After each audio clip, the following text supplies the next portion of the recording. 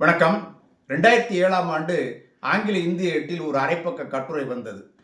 Japan நாட்டைச் சேர்ந்த அறிஞர், தமிழறிஞர் நோபுரு கரசிமா அவர்கள் எனக்கு 70 தாத்தா பெயர் தெரியும் என்று கூறியிருந்தார். அதை படித்துவிட்டு நான் ஜப்பான் நாட்டுக்கே போய் அவரை சந்திக்க போனேன். கொடிவெளி என்ற தலைப்பில் ஒரு ஆய்வு கட்டுரை எழுதி புத்தகம் எழுதியிருக்கேன். பல முறை சொல்லியிருக்கின்றேன்.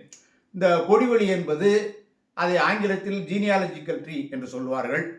இன்று இங்கிலாந்து நாட்டில் யார்க்ஷயர் பகுதியில் வேக்ஃபீல்டு என்ற இடத்தில் நமது தமிழ்நாட்டைச் சேர்ந்த ஆனந்த் அவர்களுடைய வீட்டில் இருக்கிறேன். காலை உணவு அருமையான சாப்பாடு கொடுத்தார். அவர் வீட்டில் சுவரில் இந்த படம் மாட்டியிருந்தது. இது என்ன என்று கேட்டேன். இது கொடிவெளி, அதாவது இதுக்கு பேர் என்ன சொல்ற மேல ஜீனியாலஜி, ஆடம்ஸ் ஜீனியாலஜி, அதாவது ஆதாம் ஏவாள் என்று கிறிஸ்தவர்கள் சொல்வார்கள். அதை தான் முஸ்லிம்களும் சொல்கிறார்கள். இரண்டு பேருக்கும் ஒரே வரலாறு தான். ஒரு முன்னோர்களை ஒன்று போலத்தான் சொல்கிறார்கள்.